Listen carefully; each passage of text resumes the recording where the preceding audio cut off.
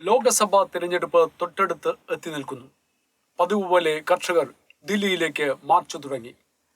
വിവിധ പദ്ധതികളിലൂടെ കിസാൻ കാർഡ് മുതൽ കിസാൻ നിധി വരെയും വിളയുടെയും വിത്തുകളുടെയും സബ്സിഡി, ധാന്യ സംരക്ഷണം, കൃഷി പരിശീലനം, ധാന്യ വിതരണ നഷ്ടം പരിഹരിക്കൽ തുടങ്ങി 6.5 ലക്ഷം കോടി രൂപയുടെ വാർഷിക പദ്ധതികൾ പ്രഖ്യാപിച്ചിട്ടും ഇലക്ഷൻ അടുക്കുമ്പോൾ മാത്രം ദൃശ്യമാകുന്ന ഈ സമര പ്രതിഭാസത്തിന്റെ പിറകിൽ യഥാർത്ഥത്തിൽ ഏതുതരം കർഷകരാണ് നിലകൊള്ളുന്നത്? കഴിഞ്ഞ തവണ ദില്ലിയിൽ നടന്ന കുപ്രസിദ്ധി ആർജിച്ച സമര പരമ്പരകളുടെ പിറകിൽ പ്രവർത്തിച്ച പല കൊടികളും നമ്മൾ കണ്ടതാണ്. ഹരിയാനയുടെ അതിർത്തിയിൽ നിന്നും ദില്ലിയിലേക്ക് മാർച്ച് നടത്തുമെന്നാണ് ഇപ്പോൾ കർഷക സംഘടനകൾ പറയുന്നത്. മോദി ഗവൺമെന്റ് 10 വർഷം എത്തുന്ന ഈ കാലയളവിൽ കൃഷിക്കാരെ ശാക്തീകരിക്കുന്നതിനും കൃഷി മേഖലയെ മേൽത്തട്ടിലേക്ക് ഉയർത്തുന്നതിനും കൃഷിക്കാർക്ക് കൂടുതൽ വരുമാനം ലക്ഷ്യമാക്കാനും അവരുടെ നഷ്ടം കുറയ്ക്കുവാനുമായി 9 ഇനം പദ്ധതികളാണ് പ്രഖ്യാപിച്ച് നടത്തിവരുന്നത്. ഇത് കൃഷിക്കാരുടെ ജീവിത നിലവാരം ഉയർത്തുവാനും സാമ്പത്തിക ഭദ്രത ഉറപ്പുവരുത്തുവാനും നൈപുണ്യ വികസനം നടപ്പിലാക്കാനും കർഷകർക്ക് ഇടത്തൊട്ടുകാരില്ലാതെ വിപണിയുമായി നേരിട്ട് ബന്ധപ്പെടുത്തി ഗുണകരവും നീണ്ടു നിൽക്കുന്നതുമായ കാർഷിക രീതികൾ പരിചയപ്പെടുത്താനുമാണ് പദ്ധതികൾ പ്രഖ്യാപിച്ചിരിക്കുന്നത്. എന്താണ് ഈ 9 പദ്ധതികൾ? പ്രധാനമന്ത്രി ഫസൽ ഭീമ യോജന, PMFBI എന്ന് വിളിക്കുന്ന ഈ പദ്ധതി പ്രകൃതി ദുരന്തം, മറ്റു രീതിയിൽ ഉണ്ടാകുന്ന വിപത്തുകൾ എന്നിവ വരുത്തിവെക്കുന്ന വിളനാശത്തിന് പരിപൂർണ ഇൻഷുറൻസ് ഉറപ്പാക്കുന്നു. കുറഞ്ഞ ചിലവിൽ ലഭ്യമാകുന്ന ഈ സംരക്ഷണം നാശനഷ്ടങ്ങൾക്ക് കൃത്യസമയത്ത് നഷ്ടപരിഹാരം ഉറപ്പുവരുത്തുന്നു. രണ്ടാമത്തെ പദ്ധതി പ്രധാനമന്ത്രി കിസാൻ സമ്മാന നിധി, PM കിസാൻ എന്നാണ് ഈ പദ്ധതി അറിയപ്പെടുന്നത്. ചെറുകിട ഇടത്തരം കൃഷിക്കാർക്ക് വർഷത്തിൽ 6000 രൂപയുടെ സാമ്പത്തിക ആനുകൂല്യം നേരിട്ട് ബാങ്കിൽ അക്കൗണ്ടിൽ എത്തുന്നു. 12 കോടി കർഷകരാണ് ഇതിന്റെ ഗുണഭോക്താക്കൾ. 3. Soil health card scheme. കൃഷിഭൂമിയിലെ മണ്ണ് പരിശോധിച്ച് കർഷകർക്ക് മണ്ണിന്റെ ഇപ്പോഴുള്ള ബലത്തെയും ഗുണത്തെയും കുറിച്ചും മറിച്ച് എന്തെങ്കിലും കുറവുകളുണ്ടെങ്കിൽ അതിൽ ചേർക്കേണ്ട വളങ്ങളെക്കുറിച്ചും ശാസ്ത്രീയപരമായ റിപ്പോർട്ട് കാർഡ് നൽകുന്നു. അനാവശ്യമായ ചെലവുകൾ ഒഴിവാക്കുവാനും മണ്ണിന്റെ കാർഷിക ഗുണം വർദ്ധിപ്പിക്കുവാനും ഇതുമൂലം കഴിയുന്നു. 4ാമത്തെ പദ്ധതി പ്രധാനമന്ത്രി കൗശൽ വികാസ് യോജന എന്നതാണ്. NSDC, നാഷണൽ സ്കിൽ ഡെവലപ്മെന്റ് കോർപ്പറേഷന്റെ കീഴിൽ കൃഷിക്കാർക്കും ഗ്രാമീണ യുവാക്കൾക്കും കൃഷിയിൽ നൈപുണ്യ വികസനത്തിന് ആണ് ഈ പദ്ധതി. ഇതിന്റെ ഗുണഭോക്താക്കൾ 4 കോടി കർഷകരാണ്. NAM എന്നറിയപ്പെടുന്ന നാഷണൽ അഗ്രികൾച്ചർ മാർക്കറ്റ് ഇലക്ട്രോണിക് വ്യാപാര പോർട്ടലിലൂടെ മധ്യവർത്തികളുടെ കൊള്ളയടി ഒഴിവാക്കി കൃഷിക്കാർക്ക് ആവശ്യക്കാരിലേക്ക് ഉൽപ്പന്നം എത്തിക്കുവാനുള്ള സൗകര്യം നൽകുന്നു. കൃഷിവിള വ്യാപാരത്തിൽ വിപ്ലവാത്മകമായ മാറ്റങ്ങൾ കൊണ്ടുവന്ന പദ്ധതി സുതാര്യത, മാർക്കറ്റിലേക്ക് നേരിട്ട് പ്രവേശനം, ദേശീയ തലത്തിൽ വിപണന സാധ്യത എന്നിവ കർഷകർക്ക് ഉറപ്പു നൽകുന്നു. 6ാമത്തെ പദ്ധതി PM ആഭ എന്നുള്ളതാണ്. PM ആത്മനിർഭർ ഭാരത് എന്നാണ് ഇതറിയപ്പെടുന്നത്. ഈ ദേശീയ മിഷൻ ലക്ഷ്യം വയ്ക്കുന്നത് ഭാരതത്തിന്റെ ഭക്ഷ്യ സുരക്ഷയും സമ്പൂർണമായ ഭക്ഷ്യ സ്വയം പര്യാപ്തതയുമാണ്.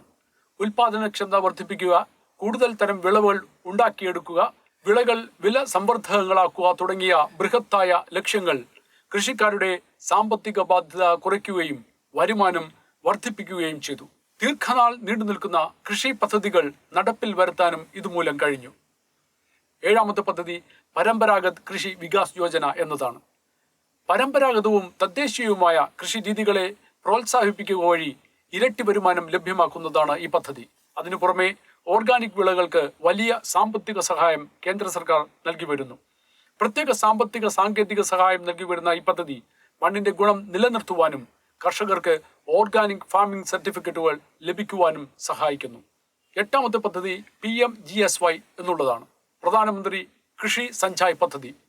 ഇത് ലക്ഷ്യം വയ്ക്കുന്നത് ജലലഭ്യതയും ദീർഘകാലത്തേക്കുള്ള ജലസേചന മാർഗങ്ങളുമാണ്. എല്ലാ വയലുകൾക്കും ജലം എന്ന ലക്ഷ്യം മുന്നിൽ കാണുന്ന ഈ പദ്ധതി ജലത്തിന്റെ പുതിയ ഉത്ഭവസ്ഥാനങ്ങൾ നിർമ്മിക്കുവാനും കൂടുതൽ ക്ഷമതയുള്ള ജലസംഭരണത്തിനും വിതരണത്തിനും മൈക്രോ ഇറിഗേഷൻ രീതിയും പ്രാവർത്തികമാക്കുവാനും സഹായിക്കുന്നു. വിള ഉൽപാദനത്തിലും ജലസംരക്ഷണത്തിലും കാതലായ മാറ്റങ്ങൾ കർഷകർക്ക് കൂടുതൽ വിളവും ലാഭവും സാധ്യമാക്കി. 9ാമത്തെ പദ്ധതി PM കൃഷി സമ്പദ യോജന എന്നുള്ളതാണ്. ഭക്ഷ്യ സംസ്കരണവും ഉൽപാദനവും ആധുനികവൽക്കരിക്കുന്നതിലൂടെ വിളവെടുപ്പിന് ശേഷം സംഭവിക്കുന്ന കനത്ത ധാന്യനഷ്ടത്തിന് തടയിടുകയും ടെക്നോളജി ഉപയോഗിച്ച് വില വർധനങ്ങളായ മൂല്യങ്ങൾ ചേർക്കുവാനും കർഷകന് കൂടുതൽ ലാഭം ലഭിക്കുവാനും ഇതുമൂലം സാധിച്ചു. അതുമൂലമുണ്ടായ പ്രോസസ്സിംഗ് യൂണിറ്റുകളിൽ അനേകം പേർക്ക് ജോലി ലഭിക്കുവാനും കഴിഞ്ഞു. ഉൽപാദനത്തിന് ശേഷമുള്ള ധാന്യനഷ്ടം കുറയ്ക്കുക വഴി വലിയ ഒരു നഷ്ടമാണ് കർഷകന് ഒഴിവാക്കാൻ കഴിഞ്ഞത്.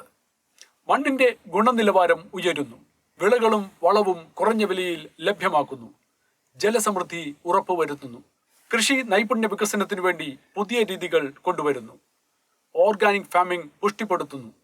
ധാന്യത്തിന്റെ ഉൽപാദനത്തിലും വിപണനത്തിലും സുതാര്യതയും വിപുലവുമായ മാർക്കറ്റിംഗ് സാധ്യതയും വർദ്ധിപ്പിക്കുന്നു. ആധുനികവൽക്കരണത്തിലൂടെ കൊയ്ത്തിന് ശേഷമുള്ള വിളനഷ്ടം ഇല്ലാതെയാക്കുന്നു തുടങ്ങി കർഷകന് അനുയോജ്യമായ ഒട്ടനവധി പദ്ധതികളാണ് ഈ സർക്കാർ കൊണ്ടുവന്നിരിക്കുന്നത്. ഇത് കൃഷിക്കാരുടെ വരുമാനത്തിൽ മികച്ച വർധന ഉണ്ടാക്കിയിട്ടുണ്ടെന്നാണ് കരുതപ്പെടുന്നത്. മാത്രമല്ല വിളനഷ്ടം നല്ല രീതിയിൽ ലഘൂകരിക്കുവാനും സാധിച്ചിട്ടുണ്ട്. പിന്നെ എന്തിനാണ് കർഷക സമരം? 2020-21 കാലയളവിൽ കർഷകർ ഉയർത്തിയ എല്ലാ ആവശ്യങ്ങളും പൂർണ്ണമായ രീതിയിൽ തന്നെ സർക്കാർ പരിഗണിക്കണം എന്നാണ് സമരക്കാരുടെ ആവശ്യം. പെൻഷൻ നൽകുക, കർഷക കടം എഴുതിത്തള്ളുക, കൂടാതെ വിള ഉൽപാദനത്തിന്റെ ചിലവിന് മുകളിൽ കുറഞ്ഞത് 50% കൂടുതലായി താങ്ങുവില നിശ്ചയിക്കുക തുടങ്ങിയ കാര്യങ്ങളാണ് കർഷകരുടെ പുതിയ ഡിമാൻഡ്. 2010 പാർലമെന്റിൽ BJPയുടെ പ്രകാശ് ജാവദേക്കറുടെ ചോദ്യത്തിന് അന്നത്തെ ഭക്ഷ്യസഹമന്ത്രിയായ കെവി തോമസ് മറുപടി പറഞ്ഞത്, യാന്ത്രികമായ കണക്കുകളുടെ മാത്രം അടിസ്ഥാനത്തിലുള്ള ഇത്തരം താങ്ങുവിലകൾ വിപരീത ഫലം ഉളവാക്കും എന്നുള്ളതാണ്.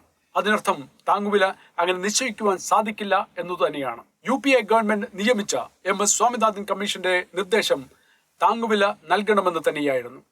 2010 ഭരണത്തിലിരുന്ന സോണിയാഗാന്ധിയും മൻമോഹൻ സിംഗും MSPയുടെ കാര്യത്തിൽ എടുത്ത തീരുമാനം തെറ്റാണ് എന്നാണോ രാഹുൽ ഗാന്ധി ഇന്ന് പറഞ്ഞു വയ്ക്കുന്നത്? അതോ MSP രാജ്യത്തിലെ ടാക്സ് ദാതാക്കളുടെ പോക്കറ്റ് കാലിയാക്കാനുള്ളതാണെന്ന വസ്തുത മനസ്സിലാക്കിക്കൊണ്ട് കലക്കവെള്ളത്തിൽ മീൻ പിടിക്കുകയാണോ രാഹുൽ ഗാന്ധി?